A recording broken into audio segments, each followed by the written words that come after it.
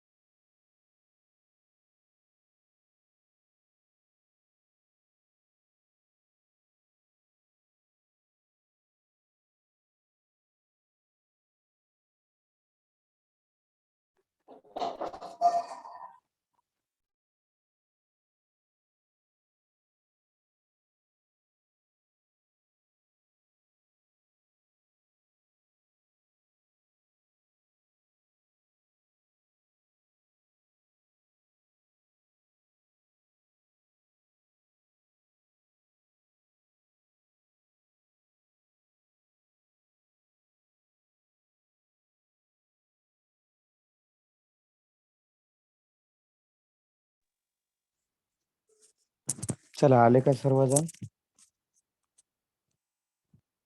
माझा आवाज क्लिअर येतोय का? मला फक्त तेवढं कन्फर्म करा.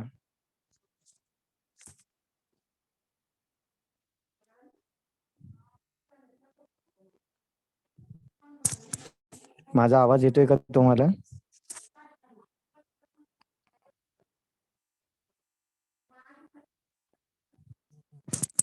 Okay Nitesh sir.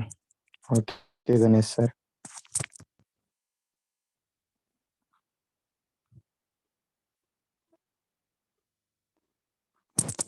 एक बरोबर 8:35 ला आपण लेक्चर सुरू करू, कारण की बाकीचे पण लोक जॉईन होत आहेत आतापर्यंत.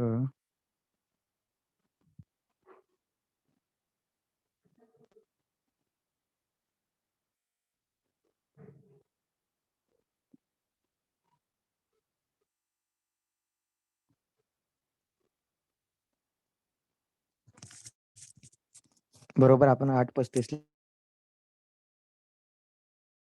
ला लेक्चर स्टार्ट करणार आहोत. तोपर्यंत कालच्या लेक्चरमध्ये कोणाला काही प्रॉब्लेम असेल तर तुम्ही मला आज डाऊट विचारून घ्या. आज आपण नवीन टॉपिक सुरू करणार आहोत.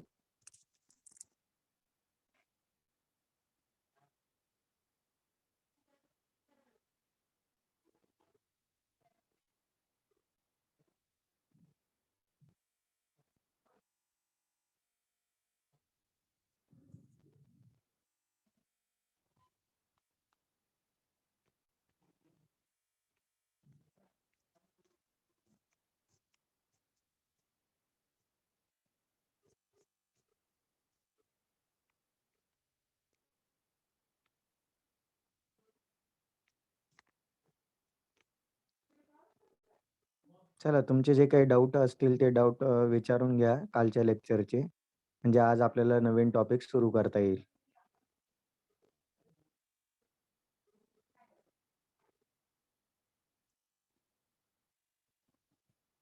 बरोबर डॉट आपण 8:35 ला लेक्चर स्टार्ट करणार आहोत.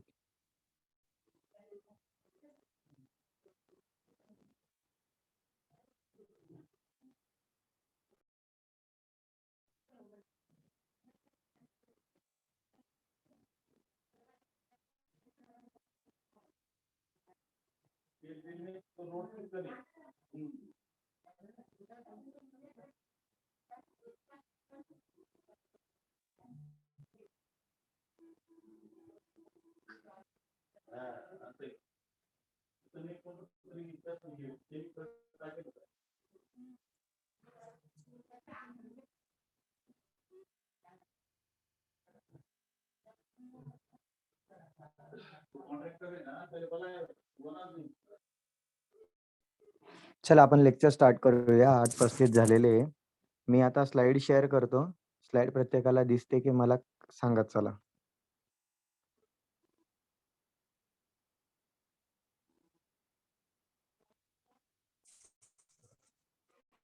चला स्लाइड दिसते का प्रत्येकाला?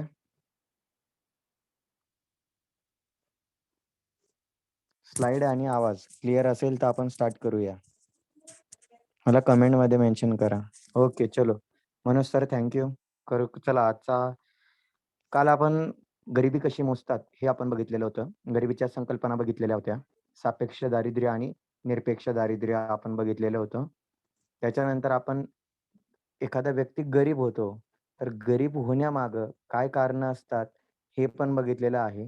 गरिबीचे परिणाम पण आपण बघितलेले आहेत. बरोबर?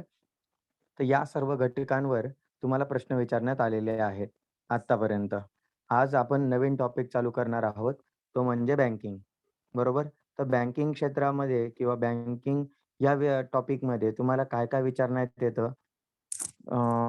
सर आवाज थोडा जास्त होत असेल तर बघा, कालपेक्षा कमी येतोय. Okay, okay.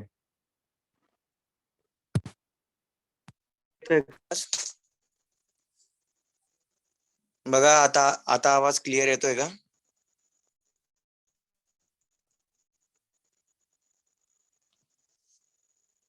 आवाज येतोय का आता बरोबर? ओके. चला. करूया आपण स्टार्ट. तर आजचा आपला टॉपिक आहे बँकिंग. या बँकिंग टॉपिकवर तुम्हाला काय कोणत्या टॉपिक्सवर प्रश्न पडलेले आहेत? तर बघा की बँकांची कार्यांवर प्रश्न विचारलेले आहेत, की नेमकं बँकांचं कार्य काय असतं? बँक काय कामं करते? त्याच्यानंतर महत्वाचं जे बँकांचं राष्ट्रीयकरण करण्यात आलेलं आहे आतापर्यंत 2 वेळा. हे राष्ट्रीयकरण केव्हा करण्यात आलेलं आहे? बरोबर. आरबीआयच्या अंतर्गत कोणत्या बँका येतात? आरबीआय नेमकं काय आहे? आरबीआयचं नेमकं महत्वाचं फंक्शन काय आहे? आरबीआय कशावर नियंत्रण ठेवते? या सर्व गोष्टींवर आतापर्यंत प्रश्न विचारण्यात आलेले आहेत. त्या अनुषंगाने आपण हे चॅप्टर आज आपण स्टार्ट करणार आहोत. बघूया. सर्वात पहिले सांगा की बँकेला मराठीत काय म्हणतात? बँक शब्द जो आहे आपण प्रत्येकाने लहानपणापासून ऐकलेला आहे बँक. बँक या शब्दाचा हा तर इंग्लिश शब्द आहे. मग बँकेला मराठीमध्ये काय म्हणतात? सांगता येईल का कोणाला? इंटरेस्टिंग आहे जरा. खूप कमी लोकांना माहित असतं की बँकेला मराठीत काय म्हणतात. येस, स्वस्तिक सर, व्हेरी गुड. अधिकोष. एक्झॅक्टली. अधिकोषच म्हणतात बँकेला. तर आता बघा की बँक म्हणजे नेमकं काय असते? आता इथं तुम्हाला 2 डेफिनेशन दिसत आहे. आता ही डेफिनेशन कोणी दिलेली आहे, काय दिलेली आहे, फक्त कोणी दिलेली आहे हे नाही लक्षात ठेवलं तरी चालेल. फक्त त्याने काय सांगितलेलं आहे, बँक कोणाला म्हणायचं, अधिकोष कोणाला म्हणायचं, हे आपल्याला समजणं गरजेचं आहे. ओके. सगळ्यात पहिली डेफिनेशन समजून सांगण्याच्या अगोदर मी तुम्हाला दुसरी डेफिनेशन सांगतो. आता सेयर्स नावाचा अर्थतज्ञ होता. त्याने काय म्हटलेलं होतं बघा की बँक ही अशी संस्था आहे की जी आपल्या जवळील ठेवी इतर लोकांना कर्ज देण्यासाठी उपयोगात आणत असते. म्हणजे काय? बँक ही काय आहे? एक संस्था आहे. ही संस्था काय करते? लोकांजवळनं पैसा जमा करते. बरोबर? आणि जो जमा झालेला पैसा आहे, तो जमा झालेल्या पैशांना ठेवी म्हटलं जातं. बँकेजवळ जो पैसा जमा होतो, त्याला काय म्हणायचं? बँकांच्या ठेवी म्हणायचं. बरोबर? तर बँकांच्या ज्या ठेवी जमा होतात, म्हणजे लोकांकडनं ज्या बँका पैसा जमा करून स्वतःजवळ ठेवते, तर त्या स्वतःजवळ ठेवलेल्या पैशांना बँकेच्या ठेवी म्हणतात. मग त्या ज्या ठेवी आहे, या ठेवींचा वापर ती बँक कशासाठी करते? तर इतर लोकांना कर्ज देण्यासाठी या ठेवींचा वापर करत असते. मग असे काम जी संस्था करते, त्या संस्थेला शेअर्सने काय म्हटलेलं आहे? बँक म्हटलेलं आहे. मी तुम्हाला ते सांगणार की अर्थतज्ञ नाही लक्षात राहिला तरी चालेल, पण बँकेची व्याख्या तुम्हाला समजली पाहिजे. की बँकेची व्याख्या मी पुन्हा एकदा तुम्हाला ही दुसरी व्याख्या समजावून सांगतो की शेअर्स काय म्हणतो आहे की बँक ही अशी संस्था आहे की जी संस्था काय करते? लोकांजवळनं ठेवी जमा करते, म्हणजे लोकांजवळनं पैसा जमा करते आणि तो जो जमा झालेला पैसा आहे, बरोबर, त्या ज्या ठेवी आहेत त्या ठेवींचा वापर ती इतर लोकांना कर्ज देण्यासाठी करत असते. ओके. मग असे काम जी संस्था करते त्या संस्थेला काय म्हटलं जातं? बँक म्हटलं जातं. बरोबर. आता पहिल्या डेफिनेशन कडे यायचंय. केर्न क्रॉस याने ती डेफिनेशन दिलेली आहे. तर आता याच्यानुसार बँक म्हणजे काय आहे की पैसा आणि पतपैसा यांचं व्यवहार जी संस्था करते त्या संस्थेला बँक म्हटलं जातं. बघा, मी तुम्हाला पहिल्याच दिवशी पैसा म्हणजे काय क्लिअर केलं होतं. सांगा बरं कोणाला आठवतं मी पैसा म्हणजे काय मी हे तुम्हाला सांगितलं होतं. पहिलंच लेक्चर बघा, आपलं इंट्रोडक्शनचं पहिलंच लेक्चर होतं बघा. पहिल्या लेक्चर मध्येच मी तुम्हाला पैसा आणि चलन या दोन गोष्टींमधला फरक समजावून सांगितला होता. पैसा आणि चलन या दोन गोष्टींमधला फरक मी तुम्हाला सांगितलेला होता. सांगा बरं कोणाला आठवतंय पैसा म्हणजे काय? देवाणघेवाणीचे साधन. Very good Rashmi madam.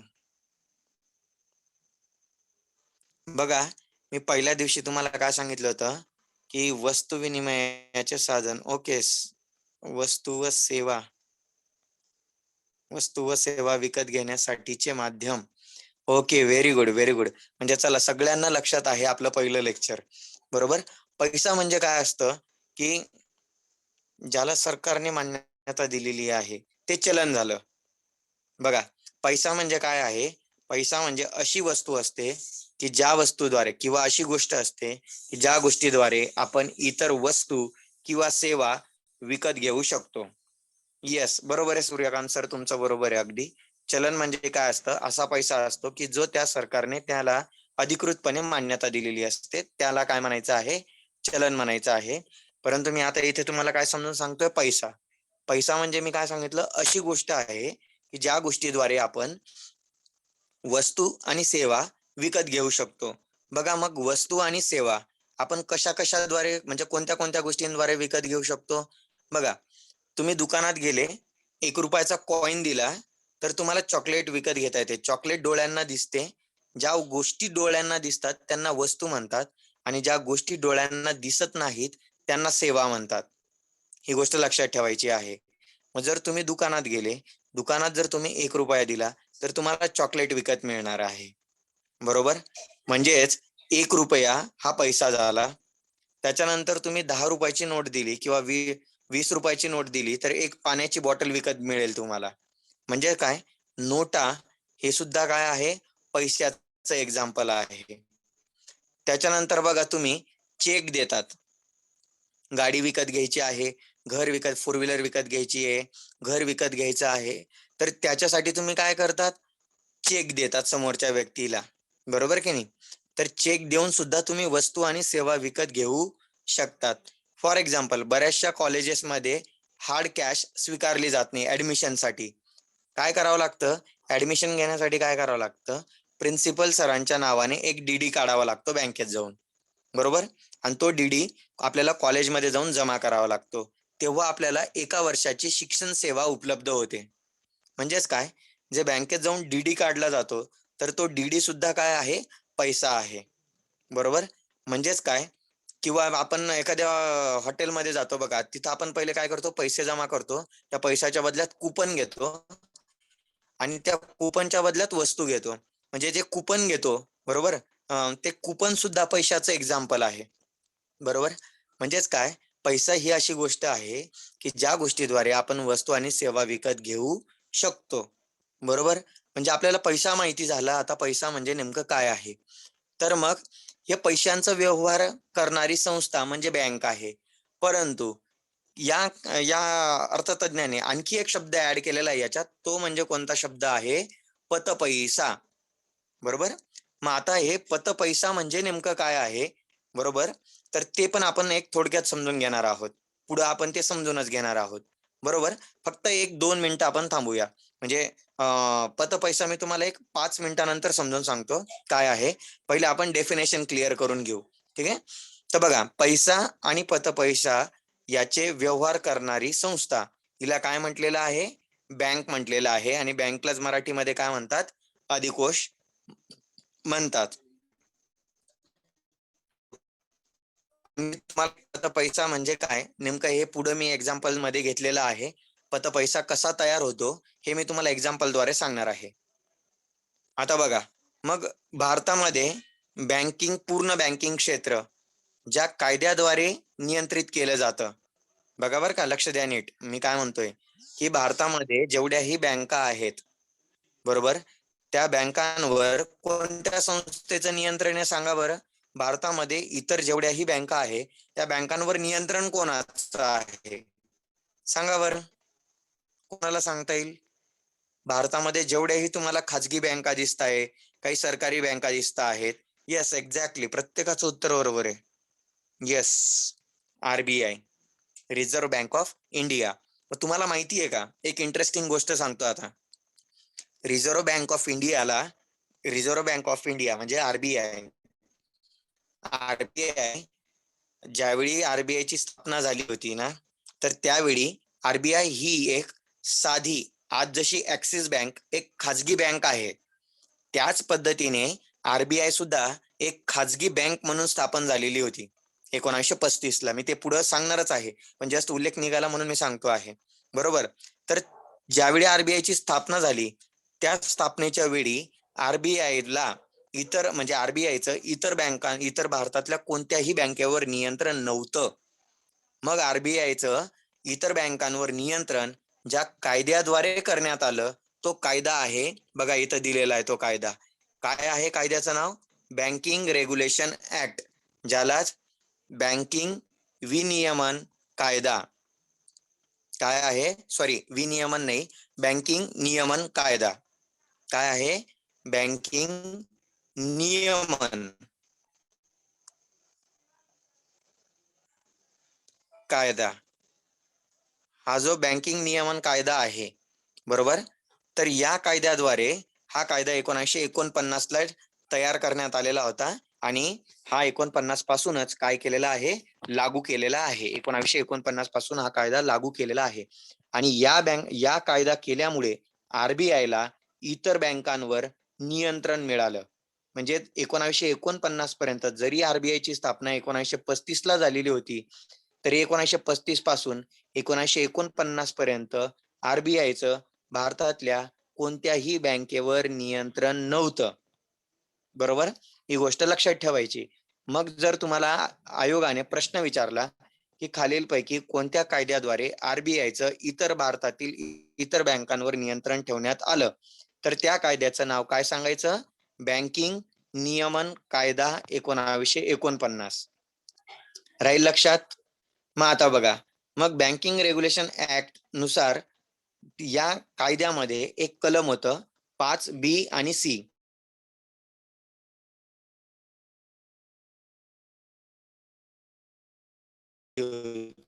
तर मला काय करण्यात आलेले बघा, की भारतात अधिकोषणाचा व्यवसाय करणारी संस्था किंवा कंपनी म्हणजेच बँक होय, बरोबर. आता अधिकोषणलाच इंग्लिशमध्ये काय म्हणतात? बँकिंग, बरोबर. आता हे बँकिंग करणं म्हणजे नेमकं काय करणं? आता हे पुढच्या स्लाइड मध्ये मी समजावून सांगतो. किंवा इथं आणखी एक डेफिनेशन दिलेली आहे बघा बँकेची खाली. तिथं काय म्हटलेलं आहे?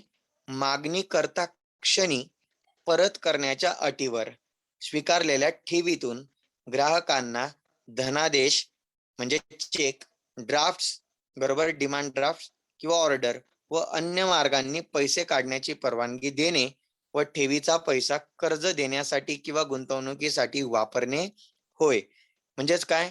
साधे सिंपल. हे नाही पण लक्षात राहिलं, ही डेफिनेशन नाही पण लक्षात राहिली तरी चालेल, मी समजून सांगतो याच्यापेक्षा सिंपल डेफिनेशन. बँक म्हणजे काय आहे? की बँक ही लोकांकडनं पैसा जमा करते. मान्य प्रत्येकाला, आपण आपला पैसा कुठे ठेवतो? बँकेत ठेवतो, बरोबर. पण बँकेने एक अट टाकलेली होती, म्हणजे आपण बँकेवर एक अट टाकलेली होती की ज्यावेळी मी पैसा मागेल त्यावेळी माझा पैसा परत करावाच लागेल तुला, बरोबर.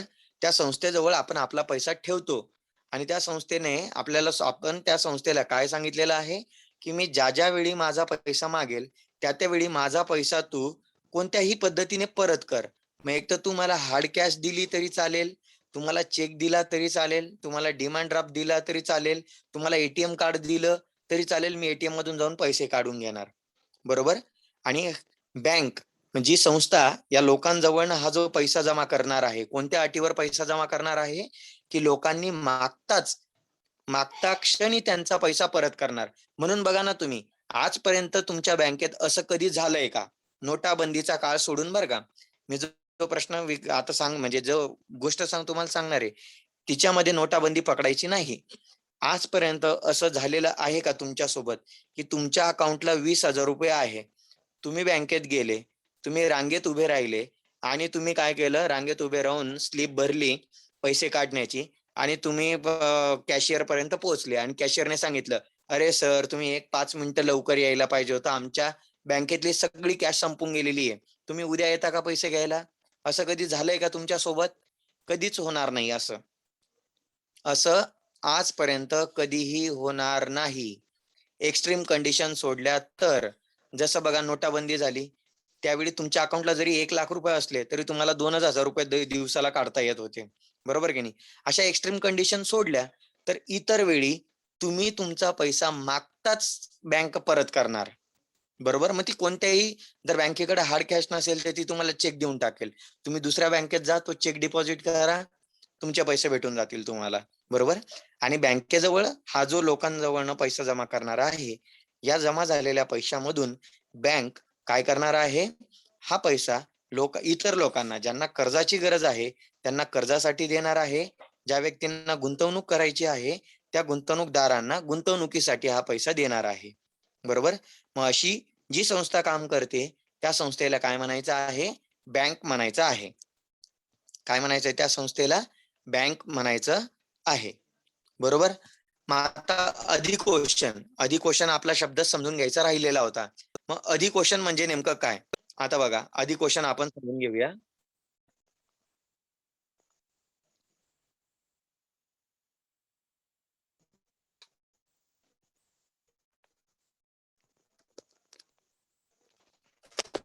बघा, या स्लाइडमध्ये अधिकोषण म्हणजे काय देण्यात आलेलं आहे. बघा, अधिकोषण म्हणजे काय आहे? कर्ज देण्यासाठी किंवा गुंतवणुकीसाठी. काय म्हटलेलं आहे? कर्ज देण्यासाठी किंवा गुंतवणुकीसाठी लोकांच्या ठेवी स्वीकारायच्या, त्या ठेवी मागणी केल्यानंतर किंवा इतर प्रकारे परत करून टाकायच्या. असे जे काम करते, हे जे काम करते बँक, या कामालाच अधिकोषण किंवा बँकिंग म्हणतात. बँकिंग म्हणजे काय मग? साध्या सिंपल लँग्वेजमध्ये, की एखादी संस्था काय करते? लोकांजवळनं पैसा जमा करते. तो जमा झालेल्या पैशातनं लोकांना एकतर कर्ज देते, एकतर गुंतवणूकदारांना गुंतवणुकीसाठी तो पैसा उपलब्ध करून देते आणि ज्या लोकांकडनं हा पैसा जमा केलेला आहे, त्या लोकांनी मागणी केल्यानंतर लगेचच त्यांना परत करून देते. मग हे जे काम आहे, या कामालाच इंग्लिशमध्ये बँकिंग म्हणतात आणि मराठीमध्ये या कामालाच अधिकोषण म्हणतात. चला मग, तुम्हाला डेफिनेशन समजली आहे का बँकेची आणि अधिकोषणाची? समजली आहे का? समजली असेल तर कमेंटमध्ये मेन्शन करा. मग मी आता तुम्हाला आपला आणखी एक वर्ड समजून घ्यायचा बाकी होता, तो म्हणजे पतपैसा. Okay, thank Preeti madam. बघा, आता आपल्याला व्याख्या समजलेली आहे. ओके. आता आपला फक्त एक वर्ड समजून घ्यायचा बाकी होता आणि तो वर्ड आहे पतपैसा. मग तो पतपैसा म्हणजे नेमकं काय? आता ते समजून घेऊया आपण. ठीक आहे.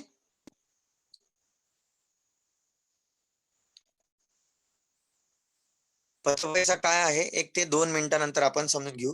पहिले बँका ज्या आहेत, कोणतीही व्यापारी बँक जी आहे, जी काय करते? लोकांजवळनं ठेवी स्वीकारते आणि ठेवी ज्या स्वीकारलेल्या आहेत, त्यांचा वापर कर्ज देण्यासाठी करते आणि लोकांनी मागताच तो पैसा परत करते. अशा संस्थेला आपण काय म्हटलेलं आहे? बँक म्हटलेलं आहे. मग या बँकेची प्राथमिक कार्य नेमकी कोणती आहेत? तर कोणत्याही व्यापारी बँकेचे प्राथमिक 2च कामं असतात. किती कामं असतात? 2च कामं असतात. बघा, पहिलं जे काम आहे बँकेचं सगळ्यात पहिलं काम काय आहे? ठेवी स्वीकारायच्या. आणि दुसरं महत्वाचं काम काय आहे? 2च कामं आहे. कोणत्याही बँकेचे जे प्राथमिक कामं आहेत ते 2च आहेत. पहिलं महत्वाचं काम काय आहे?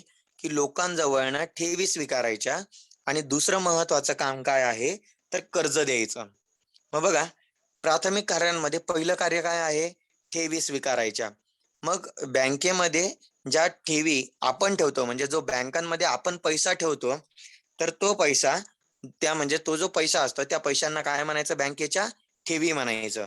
बँकेच्या काय म्हणायचं? ते आपण जो पैसा बँकेत ठेवतो त्या पैशाला काय म्हणायचं आहे? बँकेच्या ठेवी म्हणायच्या आहेत. मग या ठेवी बँकांच्या 2 प्रकारच्या असतात. किती प्रकारच्या ठेवी असतात बँकांच्या? 2 प्रकारच्या ठेवी असतात. पहिली ठेवी कोणती आहे? मागणी ठेवी. मागणी ठेवी याचा अर्थ काय? मागता क्षणी हा पैसा परत करावा लागेल. मागणी ठेवीचा अर्थ काय? मागता क्षणी हा पैसा परत करावा लागेल. मग मागणी ठेवींमध्ये 2 प्रकारच्या ठेवींचा समावेश होतो. बघा, पहिलं जे आहे ते चालू ठेवी आहे. म्हणजे कोणता अकाउंट? बँकेमधलं current account. बघा, तुम्ही कोणत्याही बँकेत जा, जे व्यापारी लोक असतात त्या व्यापारी लोकांचं करंट अकाउंट असतं बघा. बरोबर? म्हणजे करंट अकाउंट आहे. येस, करंट अकाउंट जे आहे त्या करंट अकाउंटलाच चालू ठेवी म्हणतात. करंट अकाउंटलाच कोणत्या ठेवी म्हणतात? चालू ठेवी म्हणतात. बरोबर? आणि दुसरं जे सगळ्यांचंच असतं, सेव्हिंग्ज अकाउंट. बरोबर का नाही? प्रत्येकाचं कोणतं अकाउंट असतं? सेव्हिंग अकाउंट असतं. बरोबर की नाही? मग या करंट अकाउंट आणि सेव्हिंग अकाउंट यांच्यामध्ये जो पैसा जमा होतो त्या पैशांना मागणी ठेवी म्हणतात. एक्झॅक्टली. काय? बँकेमध्ये करंट अकाउंट आणि सेव्हिंग्ज अकाउंट म्हणजे चालू ठेवी आणि बचत ठेवी या दोन्ही ठेवींना कोणत्या ठेवी म्हणायचं आहे? मागणी ठेवी. कारण की हा पैसा बँकेला मागता क्षणी परत करायचा असतो. बरोबर? आणि दुसऱ्या ज्या ठेवी असतात बँकेच्या तर त्यांना म्हटलं जातं निश्चित कालावधी ठेवी. म्हणजे काय? आता या ज्या ठेवी आहेत या काही दिवसांसाठी काय करण्यात येतात? फिक्स ठेवण्यात येतात. बरोबर? जसं पहिलं आहे आवर्ती ठेवी, ज्याला इंग्लिशमध्ये आपण म्हणतो आर-डी. काय म्हणतो त्याला? आर-डी. Recurring deposit. इंग्लिशमध्ये त्याला काय म्हणतात? Recurring deposit. काही दिवसांसाठी एफ-डी. बरोबर आहे. Exact madam. बरोबर. बरोबर आहे. आणि मुदत ठेवी म्हणजे काय? Fixed deposit. मुदत ठेवी म्हणजे काय? Fixed deposit. बरोबर? मग बघा आता, एफ-डी प्रत्येकाला माहिती आहे. आर-डी कदाचित बऱ्याच जणांना माहित नसते. मी ते आर-डी पण एक्सप्लेन करतो. पण एफ-डी प्रत्येकाला माहिती आहे. ज्या व्यक्तीचं बँक अकाउंट आहे त्या प्रत्येकाला माहिती आहे एफ-डी म्हणजे नेमकं काय असतं. बरोबर आहे की नाही?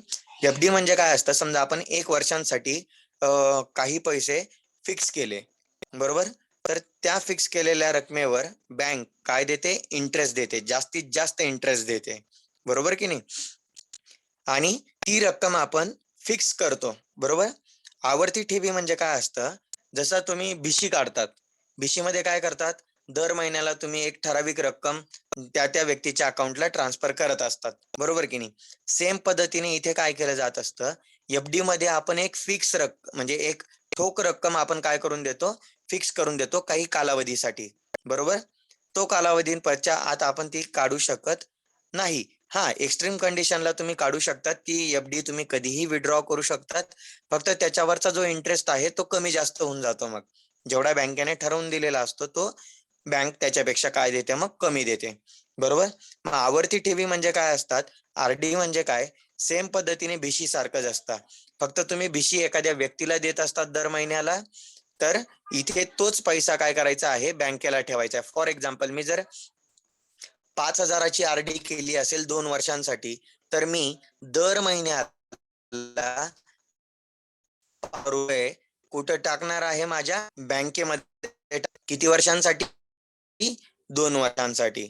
म्हणजे मी बारदुने 24 महिने कंटिन्यू दर महिन्याला 5,000 कुठे ठेवणार आहे? बँकेमध्ये ठेवणार आहे. तर ही जी प्रोसेस आहे हिला म्हणतात RD. आणि FD म्हणजे काय? एक ठोक रक्कम आपण एका निश्चित कालावधीसाठी काय करून देतो? बँकेत फिक्स करून देतो. त्याला काय म्हणायचं आहे? मुदत ठेवी म्हणायचं आहे. मग पहिलं काम, बँकेचं महत्वाचं काम काय आहे? ठेवी स्वीकारायच्या. मग बँक किती प्रकारच्या ठेवी स्वीकारते? बँक कोणतीही बँक 2 प्रकारच्या ठेवी स्वीकारते. एक झालेली आहे म्हणजे थोडंसं हे झालेलं आहे. मी हे थोडंसं इरेज करतो म्हणजे तुम्हाला क्लिअर कट दिसेल. येस, की बँक 2 प्रकारच्या ठेवी स्वीकारते. एक मागणी ठेवी आणि दुसरं निश्चित कालावधी ठेवी. मागणी ठेवीमध्ये कोणते कोणते अकाउंट असतं? एक असतं करंट अकाउंट असतं आणि दुसरं सेव्हिंग्ज अकाउंट असतं. निश्चित कालावधी ठेवींमध्ये कोणतं असतं? एक RD असते आणि दुसरं FD असते. ओके. म्हणजे बँकेचं कोणत्याही बँकेचं प्राथमिक कार्य पहिलं काय आहे? ठेवी स्वीकारायच्या लोकांजवळनं. बरोबर. आता दुसरं कार्य बघूया. कोणत्याही बँकेचं प्राथमिक जे कार्य आहे दुसरं ते आहे कर्ज देणे. बरोबर. तर बँक काय करते? कर्ज देते. रोख कर्ज म्हणजे काय? तारणाच्या आधारावर जे कर्ज दिलं जातं त्याला म्हटलं जातं रोख कर्ज. कशाच्या आधारावर? तारण ठेवावं लागतं काहीतरी. काय ठेवावं लागतं तुम्हाला? तारण ठेवावं लागतं. बरोबर. कसं आहे, जो व्यक्ती जॉबला आहे तर त्याला, ज्या व्यक्तीला सॅलरी भेटते, बरोबर, त्याला बँक कर्ज देऊ शकते. कारण की त्याच्याकडे काय असतं? त्याच्याकडनं सुद्धा बँक काय घेते? 16 नंबरचा फॉर्म. आता तुम्ही सगळे डिपार्टमेंटला आहेत, बरोबर की नाही? तुम्हाला 16 नंबरचा फॉर्म दरवर्षी भेटतो. तो 16 नंबरचा फॉर्म आणि तुमची सॅलरी स्लिप घेऊन जर तुम्ही बँकेत गेले तर बँक तुम्हाला काय देते? कर्ज देते. देते का नाही? बरोबर. पण त्याच्यावर त्याच्या अगेन्स्ट तुमचं कोणतंही तारण ठेवलेलं नसतं. बरोबर. पण जो व्यक्ती नोकरीच करत नाही त्याला तो सॅलरी स्लिप भेटेल का? त्याला 16 नंबरचा फॉर्म भेटेल का? अजिबात नाही भेटणार. बरोबर की नाही? मग जर त्याला बँक कर्ज देईल का मग? कारण की त्याच्या नावावर जर काही नसेल तर बँक त्याला कर्ज देणार नाही. मग तुम्ही विशिष्ट काय, तुम्ही शेतजमीन तारण ठेवू शकतात. बरोबर. तुम्ही तुमचं राहतं घर तारण ठेवू शकतात आणि त्याच्या बदल्यात काय करू शकता? तुम्ही कर्ज घेऊ शकतात. आणि इथं एक जो तिसरा महत्वाचा पॉइंट दिलेला आहे ना मित्रांनो, खूप महत्वाचा आहे. कोणता आहे? अधिकर्ष सवलत. कोणती सवलत आहे? अधिकर्ष सवलत. याला इंग्लिशमध्ये म्हटलं जातं ओव्हर ड्राफ्ट सर्व्हिस. काय म्हटलं जातं यालाच? Over draft service. आता ही ओव्हर ड्राफ्ट सर्व्हिस म्हणजे काय असते? बघा, की फॉर एक्झाम्पल प्रत्येकाला जनधन योजना माहिती आहे. प्रत्येकाने जनधन योजना ऐकलेली पण आहे. प्रत्येकाने कदाचित बऱ्याचशा लोकांनी भारतामध्ये, आपण तर Guinness book of world record मध्ये आपण काय केलेलं होतं? रेकॉर्ड सुद्धा नोंदवलेला होता की एकाच दिवसात आपण खूप सारे अकाउंट ओपन केलेले होते. बरोबर का नाही?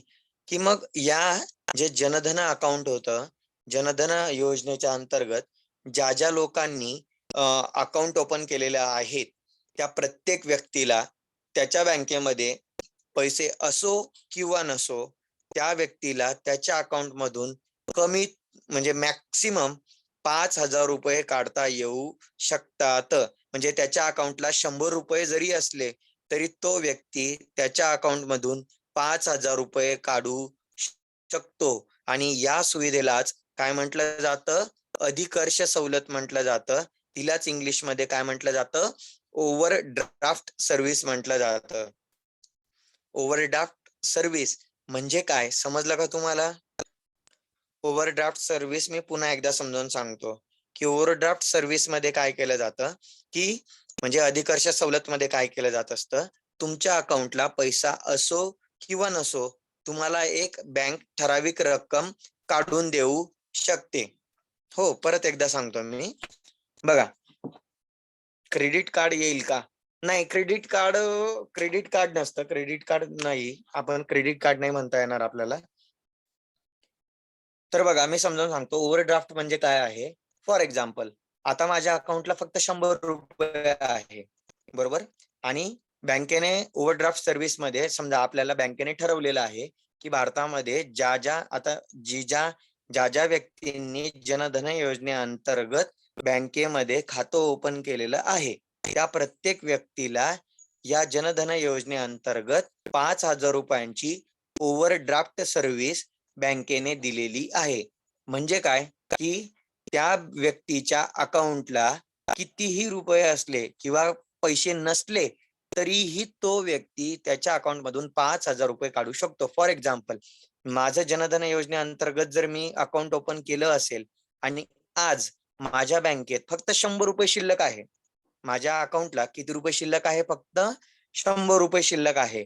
पण तरी सुद्धा मी बँकेत जाऊन मी किती रुपये काढू शकतो? 5,000 रुपये काढू शकतो. किती रुपये काढू शकतो मी? 5,000 रुपये काढू शकतो. बरोबर? हे व्यक्तिगणित आता हे जनधन योजनेअंतर्गत ही रक्कम फिक्स आहे की जनधन योजनेअंतर्गत ज्या व्यक्तींनी खाते ओपन केलेले आहे बँकांमध्ये त्यांना बँक 5,000 रुपयांपर्यंत ओव्हरड्राफ्ट सर्व्हिस दिलेली आहे.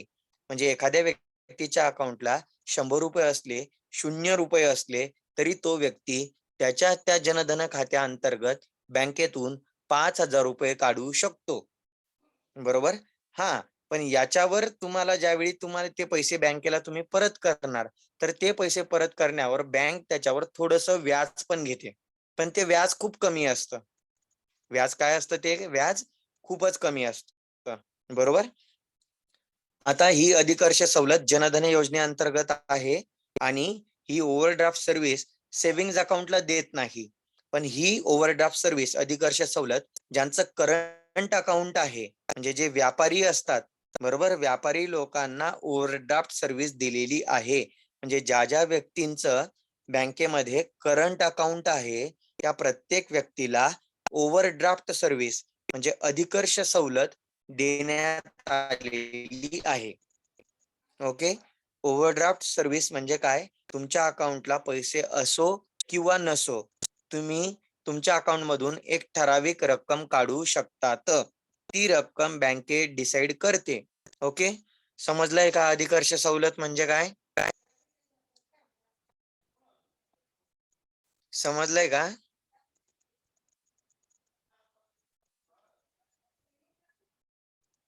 समजलं असेल तर मला कमेंट मध्ये मेन्शन करा. ओके ओके, चला, प्रत्येकाला समजलेलं आहे. म्हणजेच कोणत्याही बँकेची प्राथमिक कार्य जर तुम्हाला विचारलं, कारण की आयोगाने तुम्हाला बँकेची प्राथमिक कार्य विचारलेली होती. आयोगा म्हणजे तुमच्या आयोगाची जी एक्झाम झालेली होती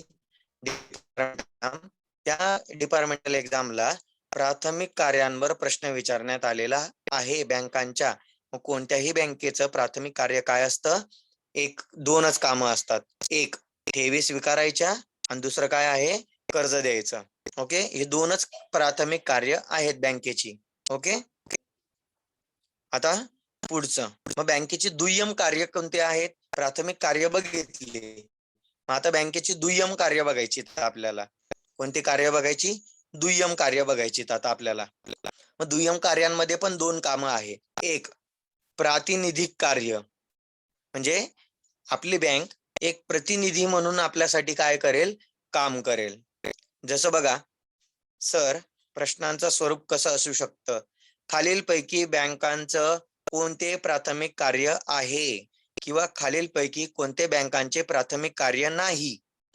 दुसरा प्रश्न काय विचारू शकते आयोग की खालीलपैकी बँकांचे कोणते दुय्यम कार्य आहे किंवा खालीलपैकी बँकांचे कोणते दुय्यम कार्य नाही, असाच प्रश्न पडतो. आणि त्या प्रश्नांमध्ये तुम्हाला हे जे ऑप्शन्स दिलेले आहेत म्हणजे हे मूल्य संग्रहण देणे, हे जे काही पर्याय आहेत हे पर्याय तुम्हाला ऑप्शन्स मध्ये पाहायला भेटतील. मग याच्यापैकी तुम्ही ठरवायचं की प्राथमिक कार्य कोणतं आहे आणि दुय्यम कार्य कोणतं आहे. प्राथमिक कार्य तर दोनच आहेत. कोणतं आहे? की ठेवी स्वीकारायच्या आणि कर्ज द्यायचं. ओके, हे प्राथमिक कार्य आहे. आणि दुय्यम कार्यांमध्ये काय लक्षात ठेवायचं की दोनच कार्य, एक प्रतिनिधिक कार्य आणि दुसरे आहे सामान्य कार्य. मग प्रातिनिधिक कार्य म्हणजे कोणतं काम? की बँक काय करते? मूल्य संग्रहण करते का नाही? बँकांजवळ पैसा जमा होतो का नाही? म्हणजे नोटांचं संग्रहण करते, बरोबर, नाण्यांचं संग्रहण करते बँक. बरोबर, देणी देते, बरोबर, ज्यांच्या ठेवी स्वीकारलेल्या आहेत त्यांना पैसे काढून देते का नाही बँक, बरोबर. एकतर तुम्ही स्लिप भरून पैसे काढू शकतात, एक तर तुम्ही एटीएम द्वारे पैसे काढू शकतात, एक तर तुम्ही चेक द्वारे पैसे काढू शकतात, एक तर तुम्ही डीडी देऊन पैसे काढू शकता. अनेक मार्ग आहे पैसे देण्याचे, बरोबर. त्याच्यानंतर ई बँकिंग, आता प्रत्येक जण इंटरनेट बँकिंग वापरत आहे. आता प्रत्येक बँकेने ई बँकिंग सुविधा सुरू केलेली बघा. प्रत्येक ज्यांचं एसबीआय मध्ये अकाउंट असेल त्यांना योनो ऍप्लिकेशन दिलेलं आहे बघा. कोणतं ऍप्लिकेशन दिलेलं आहे? एसबीआय वाल्यांना योनो नावाचं ऍप्लिकेशन दिलेलं आहे, बरोबर. मग या योनो ऍप्लिकेशन अंतर्गत तुम्ही ई बँकिंगच्या सगळ्या सुविधा घेतात की नाही. कोणाच्या अकाउंटला पैसे ट्रान्सफर करायचे, तुम्ही मोबाईल टू मोबाईल तुमच्या बँकेमधून दुसऱ्या बँकेतला पैसे ट्रान्सफर करतात, बरोबर. तर या ज्या सुविधा आहेत, तर या सुविधांना काय म्हटलं जातं? ई बँकिंग सेवा म्हटलं जातं. त्याच्यानंतर बरेच व्यक्ती शेअर्सची खरेदी विक्री करतात. मग ते शेअर्सची खरेदी विक्रीसाठी त्यांना डीमॅट अकाउंट ओपन करावं लागतं. बघा, काय करावं लागतं? शेअर्सची खरेदी विक्री करण्यासाठी डिमटेरियलायझेशन असं म्हटलं जातं त्याला, बरोबर. तर डीमॅट अकाउंटचा फायदा कशासाठी होतो? की ज्या व्यक्तींना शेअर्सची खरेदी विक्री करायची असते अशा व्यक्तींसाठी कोणतं अकाउंट ओपन करावं लागतं? डीमॅट अकाउंट ओपन करावं लागतं. त्याच्यानंतर 5वं कार्य 1-2 मिनिटानंतर बघू. शेवटचं कार्य बघू. विश्वस्त ते काय करते? म्हणजे काय आहे? विश्वस्त आहे. नंतर तुमच्या पैशाचं व्यवस्थापन पण करते, बरोबर. आणि झालेल्या पैशातून काय काय कामं करायची आहेत तर ते कामं सुद्धा करते बँक. ओके. आवाज प्रत्येकाला ब्रेक होतोय का? आवाज प्रत्येकाला ब्रेक होत आहे का? ब्रेक होत येत आहे का? मला क्लिअर करा, आवाज प्रत्येकाला ब्रेक होत येत आहे का? आता क्लिअर येतोय का आवाज?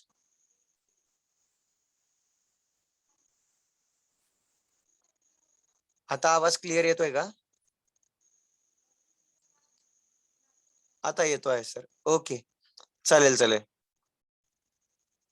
ओके, बघा आता म्हणजे काय, बँकेचं दुय्यम कार्य काय आहे? की बँक काय करते? तुमच्या पैशांचा सांभाळ, पैशाचं व्यवस्थापन काय होतं मग? रोखची खरेदी विक्री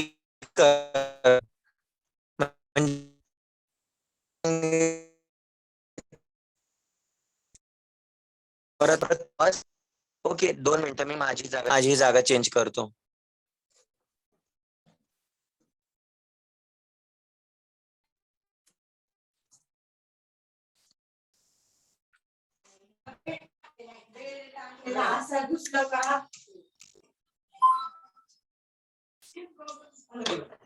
चला, येतोय का आवाज आता? आवाज येतोय क्लिअर आता प्रत्येकाला?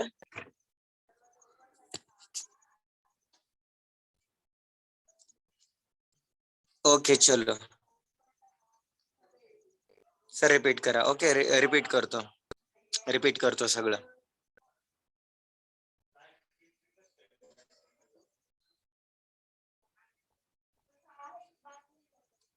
बघा आता, बँकेचे दुय्यम कार्यांमध्ये पहिलं कार्य आहे प्रातिनिधिक कार्य.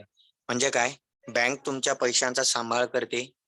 म्हणजेच काय करतं? बँकांजवळ पैसा जमा होत राहतो, म्हणून बँकेचं महत्वाचं एक कार्य काय आहे? की पैशांचं संग्रहण करणे. दुसरं महत्वाचं काय? बँकेकडनं जमा केलेले आहेत देणी देणे. नाही,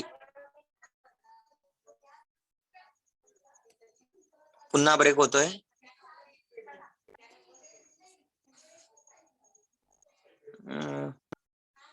आता क्लिअर येतोय का आवाज तुम्हाला? बघा बरं. ओके ओके, चला बघा, लक्ष द्या, आता आवाज येणार क्लिअर.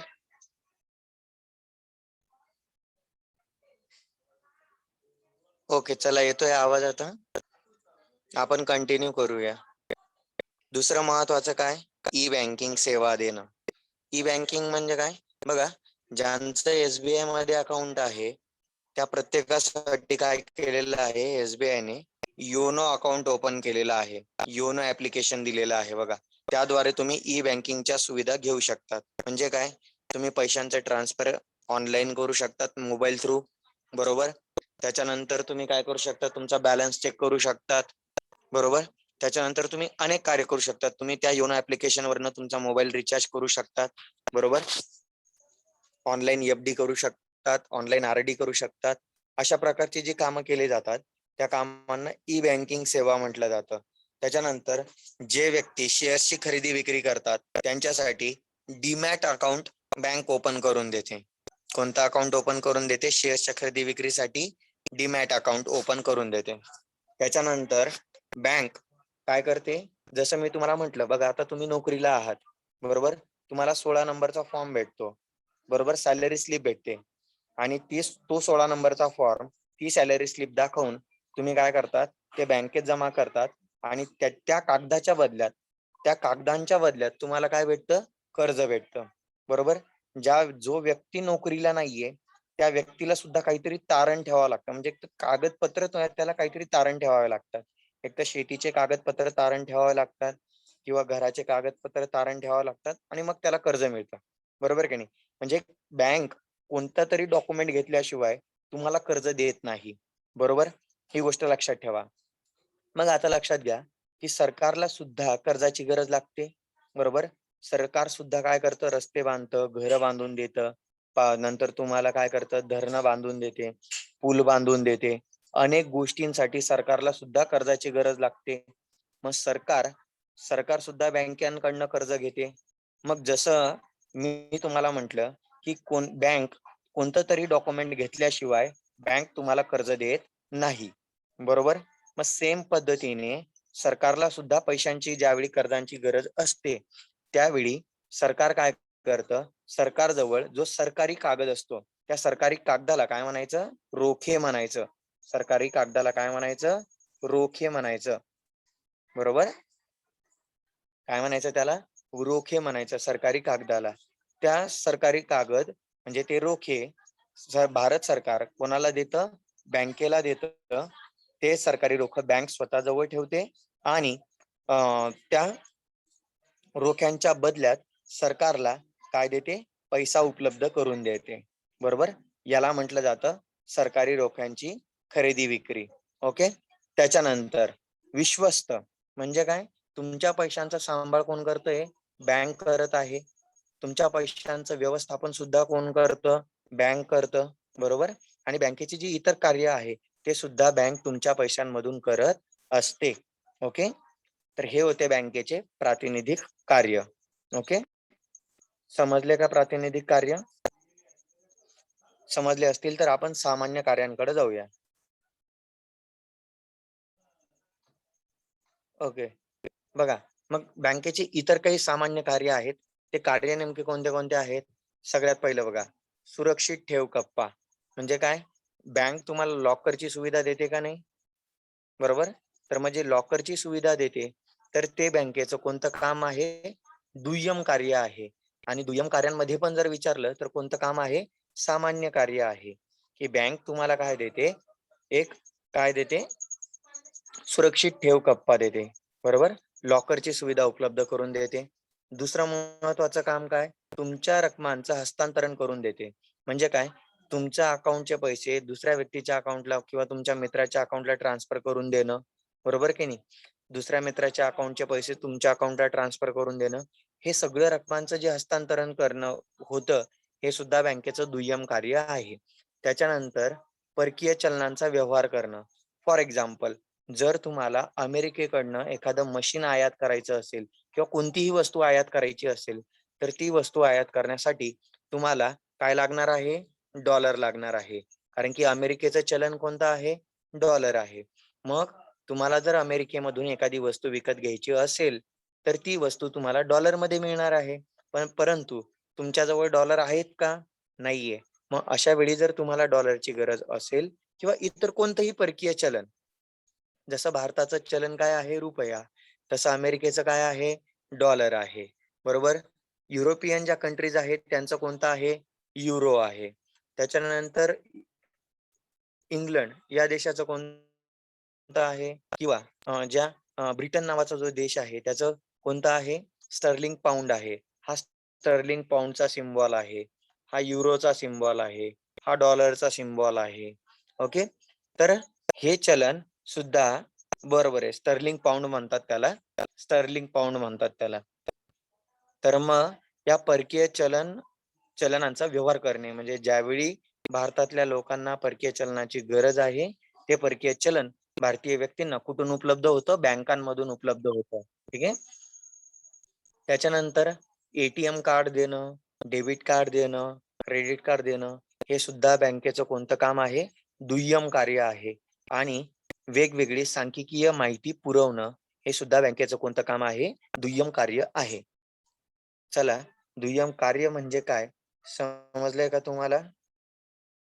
समजलं असेल तर आपण पुढे जाऊया.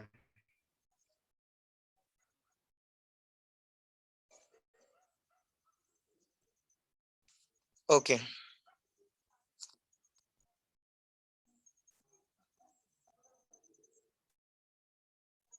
आता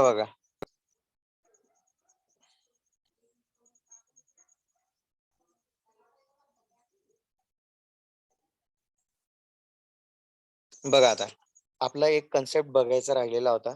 कोणता? तुम्ही विसरले असणार, मी नाही विसरत. पतपैसा. बरोबर? पतपैसा म्हणजे काय बघायचं राहिलं होतं आपलं.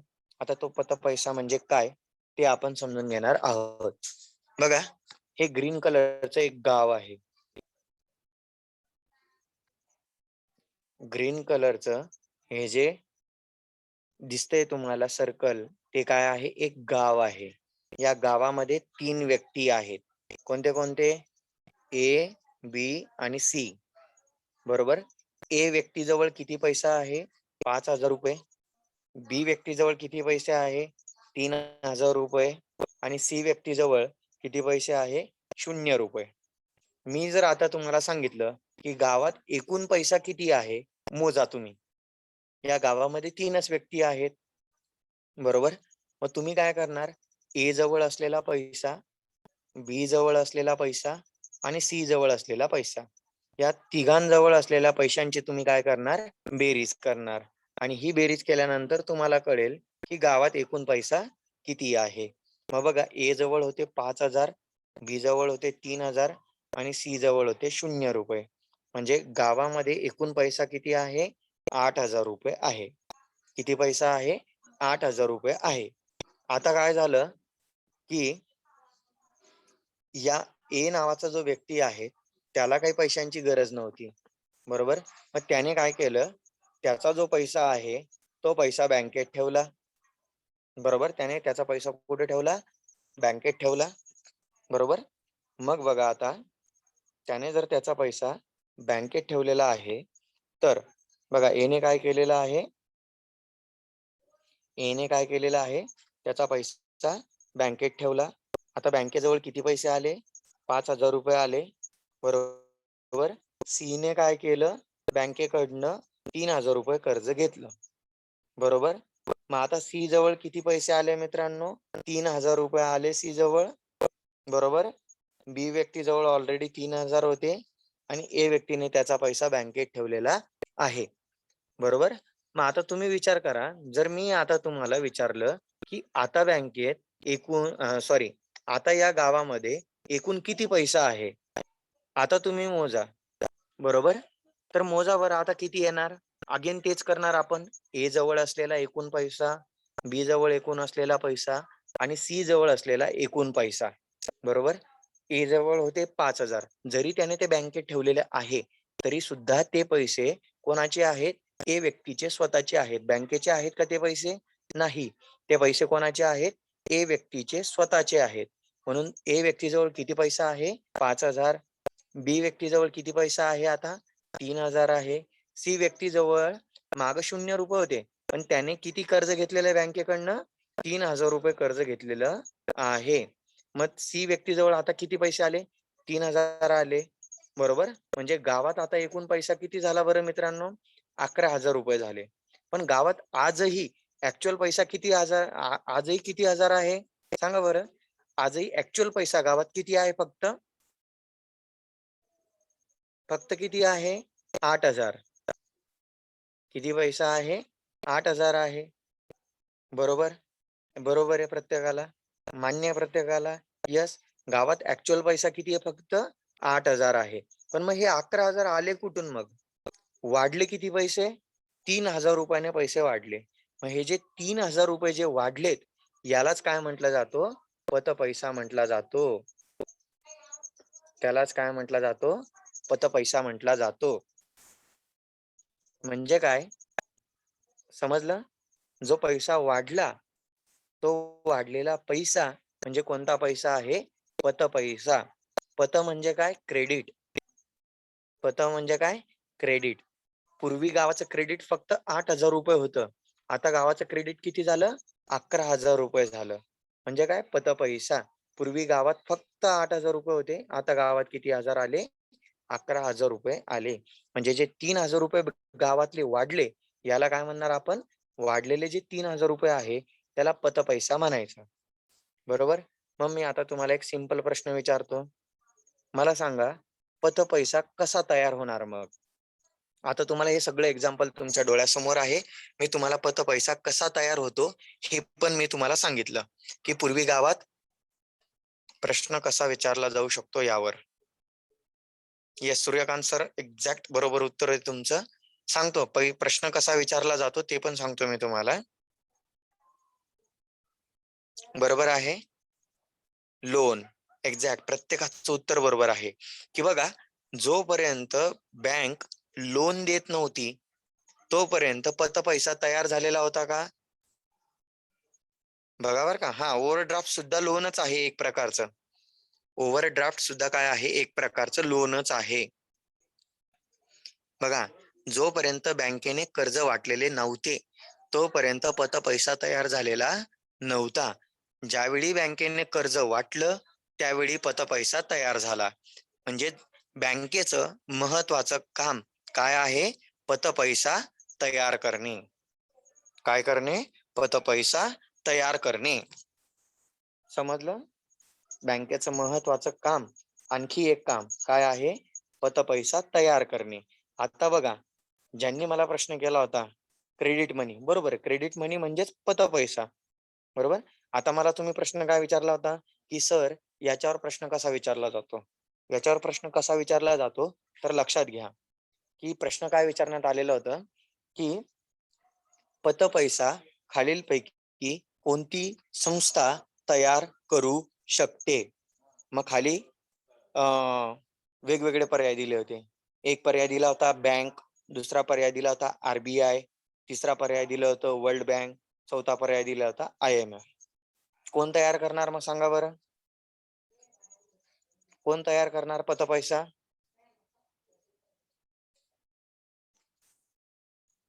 Yes, bank. म्हणजे काय करता? बँक लोकांजवळनं, बरोबर आहे, प्रत्येकाचं उत्तर बरोबर आहे. बँक काय करता? लोकांजवळनं पैसा जमा करते. बरोबर? त्या जमा झालेल्या पैशांना आपण काय म्हणतो? ठेवी. बँकेच्या काय म्हणतो आपण त्यांना? ठेवी म्हणतो. बरोबर? त्या ज्या ठेवी जमा झालेल्या आहेत, त्या ठेवींमधून बँक काय करते? कर्ज देते.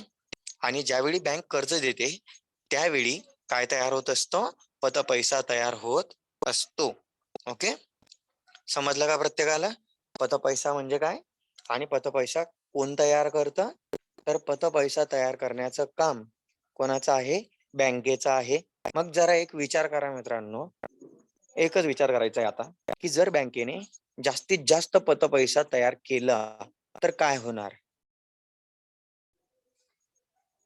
आणि बँकेने कर्जच दिलं नाही, तर काय होणार? काय वाटतं तुम्हाला? पहिला प्रश्न घेऊया आपण, की बँकेने जास्तीत जास्त पतपैसा तयार केला, म्हणजे बँकांनी काय केलं? जास्तीत जास्त कर्ज वाटून टाकले, तर काय होणार? सांगता येईल का कोणाला?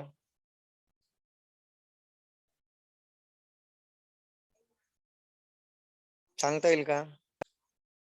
उत्तर येत नसेल तर नाही म्हणा, म्हणजे मी एक्सप्लेन करतो. बँकेला नफा भेटेल, हा सर्व बरोबर आहे. नाही सर, नाही सांगता येणार. बरोबर आहे, मी सांगतो. लोकांचा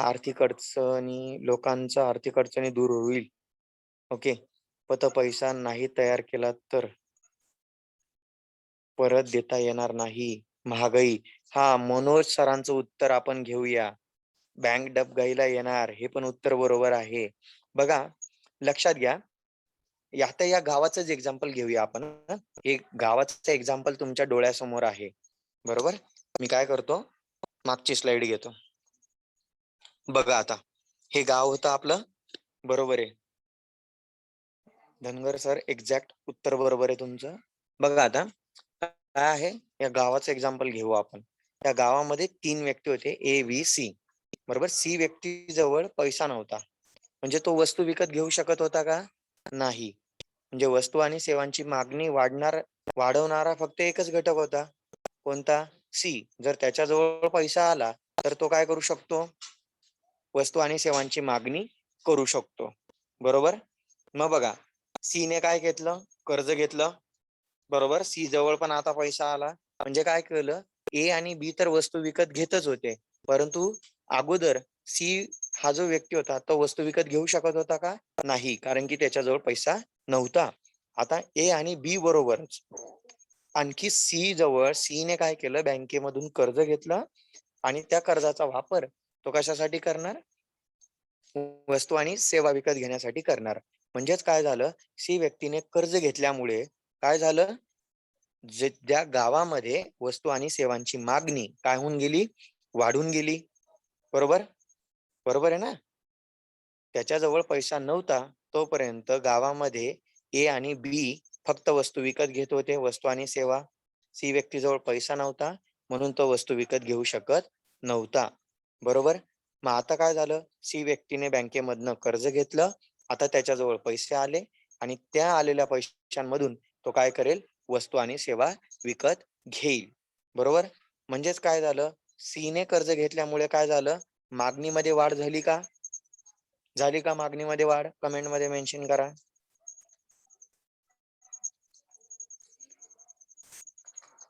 मागणीमध्ये वाढ होईल का? होणारच आहे, साधी गोष्ट आहे. बरोबर. कारण की आधी फक्त ए आणि बी वस्तू विकत घेत होता, आता सी ला पण वस्तूंची गरज लागणार आहे. बरोबर की नाही? म्हणजे सी साठी सुद्धा नवीन वस्तू तयार कराव्या लागतील आता. म्हणजे काय होते, वस्तूंची मागणी वाढली. पण मला सांगा की ज्या प्रमाणात सी ने एका दिवसात कर्ज घेऊन मागणी वाढवून टाकली, त्याच प्रमाणात एका दिवसात वस्तू तयार करता येतील का? फॉर एक्झाम्पल बघा, साखर ही एका दिवसात तयार करता येईल का? बघा ना, साखर एका दिवसात तयार करता येईल का? साखरेची मागणी लगेच वाढवता येईल का? नाही. कारण की बघा, साखर तयार होण्यासाठी पहिले ऊसाचं पीक घ्यावं लागेल. ऊसाचं पीक वर्षभराचं असतं. वर्षभर आल्यानंतर ऊस तोड होईल, तो कारखान्यात जाईल, त्याच्यापासून मग साखर तयार होणार. म्हणजे ज्या प्रमाणात एकदम मागणी वाढते, त्या प्रमाणात एकदम पुरवठा वाढवता येऊ शकत नाही. बरोबर. त्याच्यामुळे काय होणार, वस्तूंचा तुटवडा जाणवेल आणि वस्तू काय होतील? महाग होतील. म्हणजेच काय होणार, अर्थव्यवस्थेत काय होणार? बघा, लक्ष द्या बरं का. ज्यावेळी बँका जास्तीत जास्त कर्ज देतील, म्हणजे जास्तीत जास्त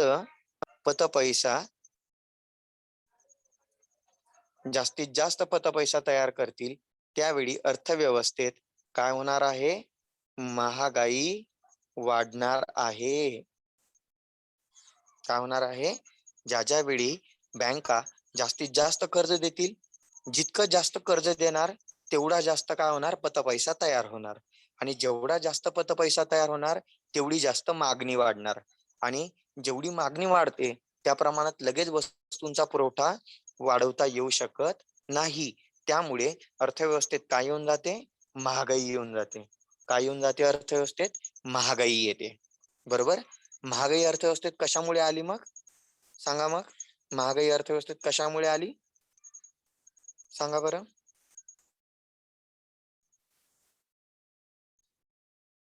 येस, पतपैसा वाढल्यामुळे. आणि पतपैसा कसा वाढला? पतपैसा कसा वाढतो? येस, कर्ज दिल्यामुळे. एक्झॅक्टली. म्हणजे मला तुम्हाला हेच समजावून सांगायचं होतं, की अर्थव्यवस्थेमध्ये महागाई त्याच वेळी वाढू शकते, ज्यावेळी बँका जास्तीत जास्त कर्ज देतील. जास्तीत जास्त कर्ज दिल्यामुळे अर्थव्यवस्थेमधला पतपैसा वाढतो. पतपैसा वाढल्यामुळे लोकांजवळचा पैसा वाढतो. बघा, बँकेने कर्ज दिले, याचा अर्थ काय? लोकांजवळचा पैसा वाढला, म्हणजेच पतपैसा वाढला. बरोबर? लोकांजवळचा पैसा वाढला, तर लोक काय करतात? वस्तू आणि सेवांची काय करतात? मागणी करतात. म्हणजे मागणीत वाढ होते, परंतु लगेच पुरवठ्यात वाढ घडवून आणता येऊ शकत नाही. म्हणून अर्थव्यवस्थेत काय होते? महागाई येते. बरोबर? ही गोष्ट लक्षात राहू द्या.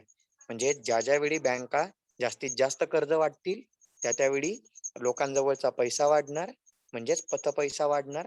आणि पतपैसा वाढला तर अर्थव्यवस्थेमध्ये काय वाढते? महागाई वाढते. ओके? किंवा अर्थव्यवस्थेत महागाई येते. आणि याचा उलटा विचार करा, की जर बँकांनी कर्जच वाटलं नाही तर काय होणार? याचा उलटा विचार करायचा आता. बँकांनी जर कर्जच वाटले नाही तर काय होणार? सांगा बरं मला. बँकांनी कर्ज वाटले नाही तर महागाई नाही. डायरेक्ट नका जाऊ, डायरेक्ट महागाईवर जाऊ नका. स्टेप बाय स्टेप जा. बँकांनी कर्ज नाही वाटले तर काय नाही वाढणार? नाही, गरिबी नाही सर. बघा, स्टेप बाय स्टेप जायचं. आर्थिक उलाढाल होणार नाही. Okay okay okay. बघा, मी सांगतो. ओके, पतपैशाबाबत काय होणार मला ते अपेक्षित आहे. पतपैसा येणार नाही. हा, लक्षात घ्या. बँक कर्ज घेणार म्हणजे, आता लक्षात घ्या, मी समजावून सांगतो तुम्हाला. ठीक आहे? जर बँकांनी कर्ज वाटले नाही, बरोबर, तर लोकांजवळचा पैसा वाढेल का?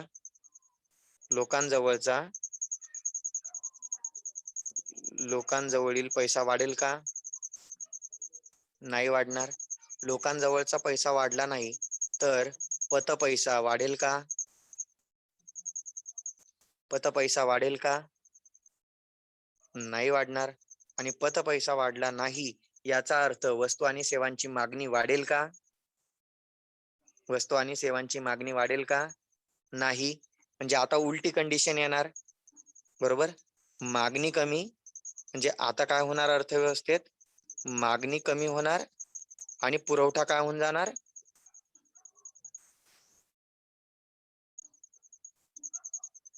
पुरवठा काय होऊन जाणार? पुरवठा वाढून जाणार. मागणी कमी आणि पुरवठा जास्त. अशा वेळी वस्तू आणि सेवांच्या किमतींमध्ये काय बदल होणार? वस्तूंचे भाव कमी होणार, म्हणजेच वस्तूंची किंमत कमी होणार. एक्झॅक्ट सर, बरोबर आहे तुमचं उत्तर. बरोबर? काय होणार? वस्तूंच्या किमती कमी होणार. आणि त्या परिस्थितीला आपण काय म्हणतो? येस, एक्झॅक्टली मनोज सर, मंदी. एक्झॅक्ट बरोबर आहे तुमचं उत्तर. मंदी येणार. म्हणजेच बघा, लक्षात घ्या, मग आर्थिक मंदी येणार. बरोबर? बरोबर आहे. प्रत्येकाचं उत्तर बरोबर आहे, म्हणजे प्रत्येकाला समजलेलं आहे. म्हणजेच काय? आता लक्षात घ्या, ज्या वेळी कर्ज वाटणार, बँकांनी जर कर्ज वाटले जास्तीत जास्त तर पतपैसा वाढतो. बरोबर? पतपैसा वाढल्यामुळे लोकांजवळचा पैसा वाढतो. बरोबर? आता तुमच्या जवळ जर नोटबुक असेल ना, तर नोटबुक मध्ये मी एक वाक्य सांगतो, ते वाक्य लिहून ठेवा तुम्ही. नोटबुक आहे तुमच्या जवळ, जे काही असेल, पेन पेन्सिल, फक्त एक वाक्य लिहून ठेवायचं आहे. कारण की ते वाक्य तुम्हाला पुढं कामात येणार आहे. ज्यावेळी तुम्ही ही पीपीटी घेऊन अभ्यास करणार, त्यावेळी तुम्हाला हे वाक्य इथं मेन्शन नाही केलेलं आहे ना. बरोबर? ते वाक्य मी तुम्हाला सांगतो. सांगू? घेतला प्रत्येकाने? पेन घेतला जवळ? पेन आणि नोटबुक घ्यायचे. मी एक वाक्य सांगतो. ओके ओके, लक्ष द्या आता. वाक्य नीट आहे का? बँकांनी जास्तीत जास्त कर्ज वाटले तर बँकांनी जास्तीत जास्त कर्ज वाटले तर लोकांजवळील पैसा वाढेल. लोकांजवळील पैसा वाढेल. त्यामुळे पतपैसा वाढेल अर्थव्यवस्थेतील. त्यामुळे पतपैसा वाढेल अर्थव्यवस्थेतील. त्यामुळे मागणी वाढेल.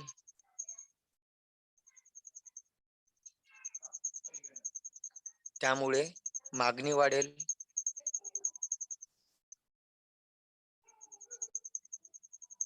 परंतु लगेच पुरवठा वाढवता येऊ शकत नाही. परंतु लगेच पुरवठा वाढवता येऊ शकत नाही.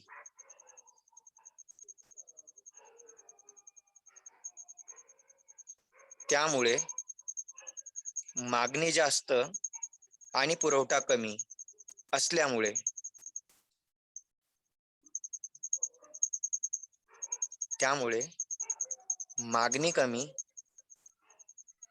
मागणी जास्त आणि पुरवठा कमी असल्यामुळे मागणी जास्त आणि पुरवठा कमी असल्यामुळे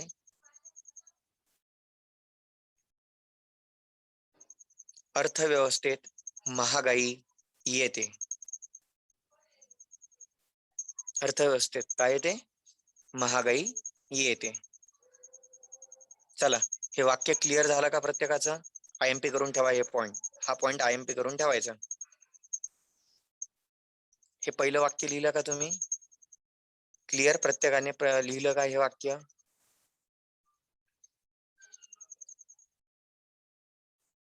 कमेंट मध्ये मेन्शन करा. ओके, मी पुन्हा एकदा हेच वाक्य रिपीट करतो. प्रत्येकाने बरोबर लिहिलेलं आहे का चेक करायचं आहे. प्रत्येकाने बरोबर लिहिलं का चेक करायचं आहे. मी हेच वाक्य रिपीट करतो. बँकांनी जास्तीत जास्त कर्ज वाटले तर लोकांजवळील पैसा वाढेल. त्यामुळे पतपैसा वाढेल. पतपैसा वाढल्यामुळे काय होणार आहे? अर्थव्यवस्थेतील वस्तू आणि सेवांची मागणी वाढेल. परंतु लगेचच पुरवठा वाढवता येऊ शकत नाही. त्यामुळे मागणी जास्त आणि पुरवठा कमी असल्यामुळे काय होऊन जाणार? अर्थव्यवस्थेत महागाई येणार. वाक्य बरोबर आहे प्रत्येकाचं? आता आपण दुसरं वाक्य लिहू. याच्या एक्झॅक्ट उलटी प्रोसिजर. बरोबर? आता दुसरं वाक्य लिहायचं. याच्या एक्झॅक्ट उलट लिहायचंय आपल्याला. बँकांनी कर्ज वाटले नाही तर.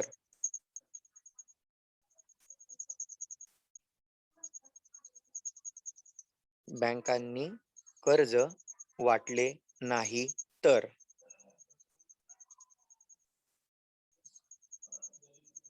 पतपैसा वाढणार नाही. पतपैसा वाढणार नाही.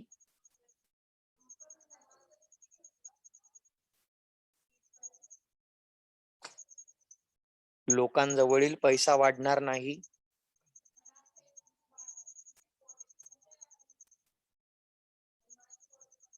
लोकांजवळील पैसा वाढणार नाही.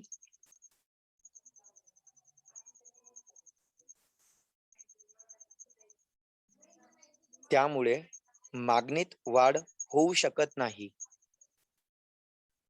त्यामुळे मागणीत वाढ होऊ शकत नाही.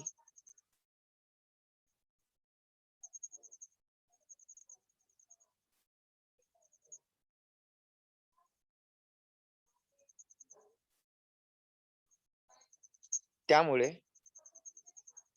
मागणी कमी आणि पुरवठा जास्त अशी परिस्थिती झाल्याने त्यामुळे मागणी कमी आणि पुरवठा जास्त. मागणी कमी आणि पुरवठा जास्त अशी परिस्थिती झाल्याने अर्थव्यवस्थेत मंदी येऊ शकते.